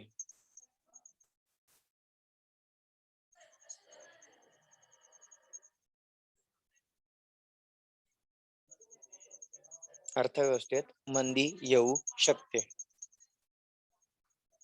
चला, झालं. हे 2च वाक्य आपल्याला लिहायचे होते. आता इथनं पुढे आपल्याला काहीच लिहायचं नाहीये. ओके. हे वाक्य लिहिले का? दोन्ही वाक्य लिहिले का? दोन्ही वाक्य लिहिले? ओके. चला, प्रत्येकाने लिहिलेले आहे. मी आता पुन्हा आता जी गोष्ट सांगतो ती गोष्ट प्रत्येकाने व्यवस्थित कान देऊन ऐकायची आहे. बरोबर? लक्ष द्या आता इकडं. नीट लक्ष द्यायचं आहे. खूप महत्वाचं वाक्य सांगणार आहे आता. म्हणजेच काय? अर्थव्यवस्थेमध्ये जी महागाई येते किंवा मंदी येते. बरोबर? अर्थव्यवस्थेमध्ये महागाई आणि मंदी येणं हे 2 घटकांवर डिपेंड असतं. एक मागणी आणि दुसरा घटक आहे पुरवठा. बरोबर? ज्या वेळी अर्थव्यवस्थेमध्ये मागणी वाढते, पुरवठा कमी होतो, त्यावेळी अर्थव्यवस्थेत महागाई येते. मागणी वाढते आणि पुरवठा कमी होतो, त्यावेळी अर्थव्यवस्थेत काय येणार? महागाई येणार. आणि दुसरी उलट गोष्ट काय? ज्या वेळी अर्थव्यवस्थेमध्ये मागणी कमी असते आणि पुरवठा जास्त असतो, त्यावेळी अर्थव्यवस्थेत काय येते? मंदी येते. बरोबर? आणि बघा मग, मागणी कमी जास्त करणं कोणाच्या हातात आहे? बँकांच्या हातात आहे. बँकांनी जर बरोबर? येस. बँकांनी जर जास्तीत जास्त कर्ज वाटले तर लोकांजवळचा पैसा वाढतो. बरोबर? त्यालाच आपण पतपैसा म्हणतो. पतपैसा वाढल्यामुळे लोक काय करतात? मागणी वाढवतात. बरोबर की नाही? कारण की लोकांजवळ पैसा आला तर लोक काय करतात? तो पैसा खर्च करतात. खर्च करतात याचा अर्थ ते वस्तू किंवा सेवाच खरेदी करतात ना. बरोबर की नाही? साहजिक गोष्ट आहे. जीवन जगण्यासाठी आपल्याला काही, आपण कालच बघितलं दारिद्र्य चॅप्टर मध्ये काय म्हटलं? प्रत्येक व्यक्तीला जीवन जगण्यासाठी काही गोष्टींवर खर्च करावा लागतो. अन्न वस्तू घ्या किंवा गैर अन्न वस्तू घ्या. बरोबर? तर मग तो जो खर्च करतो तो एकतर वस्तूवरचा खर्च असतो, एकतर सेवांवरचा खर्च असतो. बरोबर की नाही? म्हणून काय होतं की ज्या वेळी लोकांजवळचा म्हणजे बँकांनी कर्ज वाटले तर लोकांजवळचा पैसा वाढतो, त्यालाच आपण पतपैसा म्हणतो. त्या वाढलेल्या पैशाला, बरोबर, त्या पैशामुळे काय होतं? लोक वस्तू आणि सेवांची मागणी करतात, म्हणजे मागणीत वाढ होतोय. परंतु अचानक मागणीत वाढ झाल्यामुळे पुरवठ्यात तेवढी वाढ घडवून आणता येऊ शकत नाही. त्यामुळे अर्थव्यवस्थेत काय येते? महागाई येते. बरोबर? आणि दुसरी महत्वाची गोष्ट काय म्हटली आपण? जर बँकांनी कर्ज वाटले नाहीत किंवा कमी कर्ज वाटलेत तर काय होणार? लोकांजवळचा पैसा कमी वाढेल किंवा वाढणार नाही. बरोबर? त्याच्यामुळे काय होणार? पतपैसा कमी निर्माण होणार. पतपैसा कमी निर्माण झाला तर वस्तू आणि सेवांची मागणी जास्त वाढणार नाही, पण पुरवठा वाढलेला असेल. बरोबर? मग मागणी कमी आणि पुरवठा जास्त, अशा कंडिशन असल्यामुळे अर्थव्यवस्थेत काय येते? मंदी येते. म्हणजेच बघा, मागणी वाढवणं आणि मागणी कमी करणं हे सुद्धा कोणाच्या हातात आहे? बँकांच्या हातात आहे. बघा, बँकांनी कर्ज वाटले तर लोकांजवळचा पैसा वाढणार आणि ती मागणी वाढवणार. बँकांनी जर कर्ज वाटले नाही तर लोकांजवळचा पैसा वाढणार नाही आणि लोक वस्तू आणि सेवांची मागणी करणार नाही. बरोबर? म्हणजेच लक्षात ठेवा की बँक ही खूप महत्वाची संस्था आहे की जी अर्थव्यवस्थेमध्ये महागाई पण आणू शकते आणि मंदी पण आणू शकते. बरोबर? बरोबर आहे? प्रत्येकाला समजलं इथपर्यंत? समजलंय का? कमेंट मध्ये मेन्शन करा. समजलं का मी जे काही बोललो ते? ओके. ओके, चलो. मग आता लक्षात घ्या. मग मला सांगा, अर्थव्यवस्थेमध्ये महागाई येणं आणि किंवा मंदी येणं चांगली गोष्ट आहे का? कोणतीही गोष्ट घ्या, अर्थव्यवस्थेत महागाई चांगली आहे की मंदी चांगली आहे की दोन्हीही चांगल्या नाहीयेत?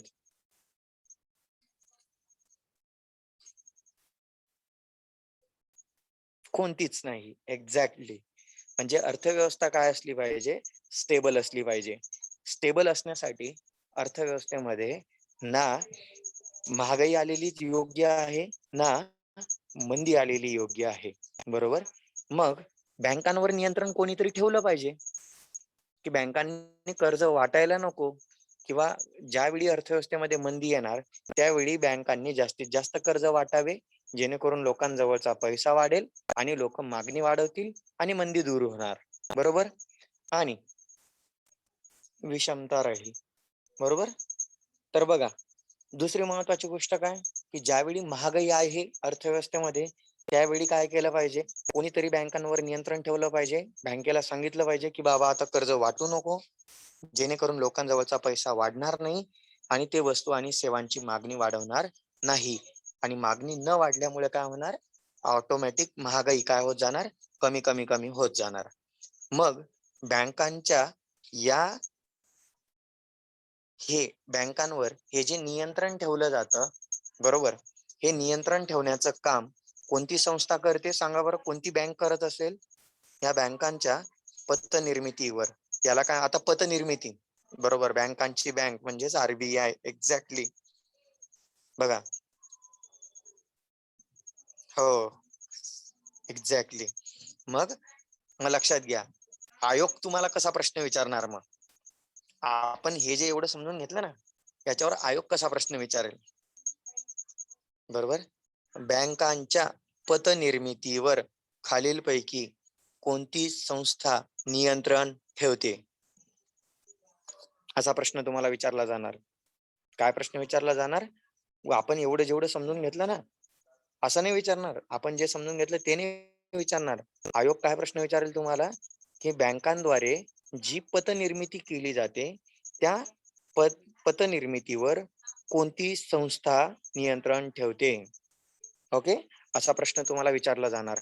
मग बँकांच्या पतनिर्मितीवर नियंत्रण ठेवणारी संस्था कोण असते? मध्यवर्ती बँक असते.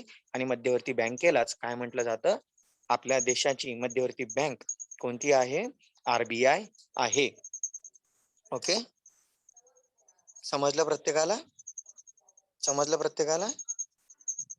ओके, आता आपण पुढे जाऊया. बघा, प्रत्येकाला स्लाइड दिसते आता?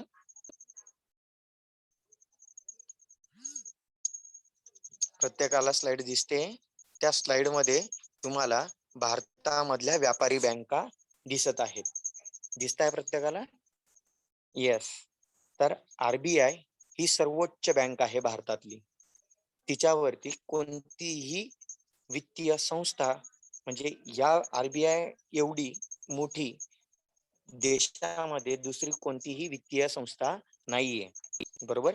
मग आरबीआयच्या अंतर्गत 2 प्रकारच्या बँका येतात. किती प्रकारच्या बँका येतात? 2 प्रकारच्या बँका येतात. एक व्यापारी बँका आणि दुसरं सहकारी बँका. बरोबर? व्यापारी बँकांचे 2 गट केलेले आहेत. एक सार्वजनिक क्षेत्रातील बँका आणि दुसरं खाजगी क्षेत्रातील बँका. सार्वजनिक क्षेत्रातील बँका म्हणजे कोणत्या? की अशा बँका ज्या बँकांमध्ये 51% वाटा. किती टक्के वाटा? 51% वाटा. लक्षात घ्या बरं का, मी इथे लिहून देतो तुम्हाला. सार्वजनिक बँका म्हणजे किती? की अशा बँका की ज्या बँकांमध्ये 51% वाटा कोणाचा असतो? गव्हर्नमेंटचा असतो. कोणाचा असतो? गव्हर्नमेंटचा असतो. अशा ज्या बँका आहेत त्या बँकांना नाही, राष्ट्रीयकरण झालेल्या नाही. राष्ट्रीयकरण झालेला नाही. मी काय म्हणतो, त्या तर आहेच, त्या तर आहेच, परंतु मी काय म्हणतोय, सार्वजनिक क्षेत्रामध्ये वेगवेगळ्या बँका येतात. जसं बघा ना, खाली दिलेलं आहे राष्ट्रीयकृत बँका. त्याचं एक एक्झाम्पल झालं, सार्वजनिक क्षेत्रातील बँकांचं एक एक्झाम्पल झालं. ठीक आहे? तर अशा बँका की ज्या बँकांमध्ये 51% वाटा कोणाचा आहे? भारत सरकारचा आहे. अशा बँकांना कोणत्या बँका म्हणायच्या? सार्वजनिक बँका म्हणायच्या. जसं बघा एसबीआय. एसबीआय मध्ये बघा जवळपास 58% वाटा भारत सरकारचा आहे. किती टक्के वाटा आहे एसबीआय मध्ये भारत सरकारचा? 58% वाटा आहे. बरोबर. राष्ट्रीयकृत बँका म्हणजे कोणत्या बँका की ज्याच्यामध्ये 100% वाटा कोणाचा आहे? भारत सरकारचा आहे. कोणाचा वाटा आहे? 100% भारत सरकारचा वाटा आहे. आता इथं जे आहे ना मित्रांनो, ही IDBI बँक काढून टाका बरं का. ही बँक नाहीये आता. IDBI आता ही खाजगी बँक झालेली आहे. म्हणजे सध्या सार्वजनिक क्षेत्रामध्ये 3च बँका आहेत. किती बँका आहेत सार्वजनिक क्षेत्रामध्ये? 3च बँका आहेत. एक SBI, दुसरं राष्ट्रीयकृत बँका आणि तिसरं प्रादेशिक ग्रामीण बँका. ओके. त्याच्यानंतर खाजगी क्षेत्रामध्ये 2 बँका आहेत बघा. एक तुम्हाला भारतीय बँका दिसते आणि दुसरं परकीय बँका दिसते. मग भारतीय बँकांचे अगेन 3 प्रकार आहेत. जुन्या खाजगी बँका म्हणजे अशा बँका की ज्यांचं आता बघा बँकांचं राष्ट्रीयकरण झालेलं आहे. आता आपण नेक्स्ट टाइम ज्यावेळी आपलं लेक्चर लागेल त्या लेक्चरमध्ये आपण याच गोष्टी शिकणार आहोत की बँकांचं राष्ट्रीयकरण कधी झालं, कसं झालं, किती बँकांचं राष्ट्रीयकरण झालं, हे सगळं आपण नेक्स्ट लेक्चरला बघणार आहोत. सध्या फक्त तुम्ही बँकांचे प्रकार लक्षात घ्या.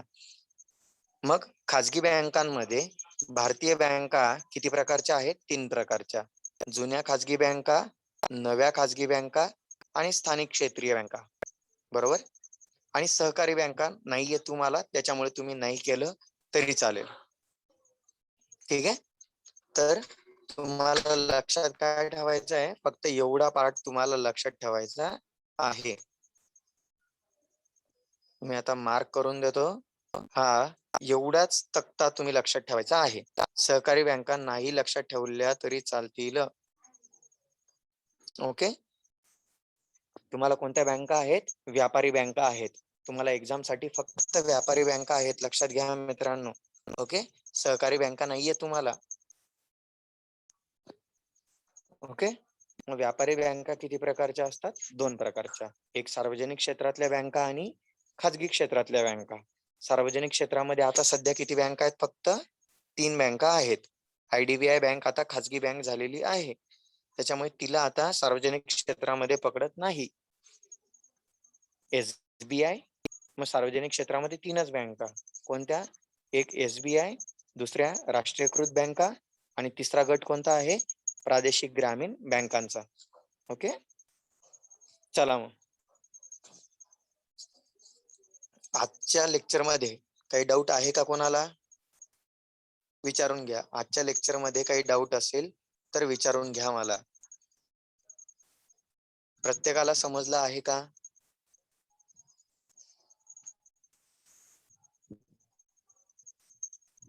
प्रत्येकालाच लेक्चर समजलंय का? काही डाऊट असतील तुमचे तर विचारून घ्या.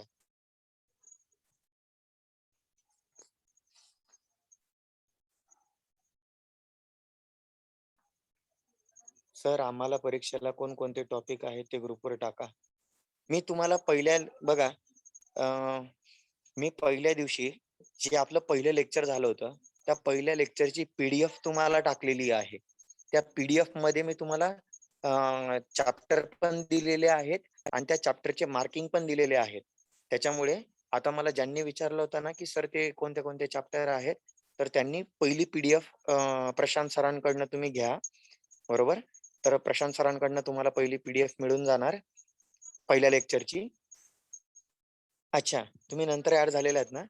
तुम्ही प्रशांत सरांना कॉन्टॅक्ट करा सर. तुम्ही प्रशांत सरांना कॉन्टॅक्ट करा आणि तुम्ही प्रशांत सरांकडनं पहिल्या लेक्चरची PDF मागवून घ्या त्यांच्याकडनं. पहिल्या लेक्चरची PDF मागवून घ्या तुम्ही. सर तुम्हाला देतील PDF. मी दिलेली आहे सरांकडे PDF. त्याच्यामुळे तुम्हाला भेटून जातील.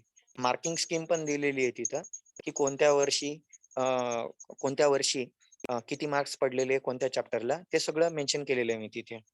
त्याच्यामुळे तुम्हाला ते भेटून जातील. त्याला समजलंय? थांबायचं मग आजच्या लेक्चरला इथं थांबायचं आपण.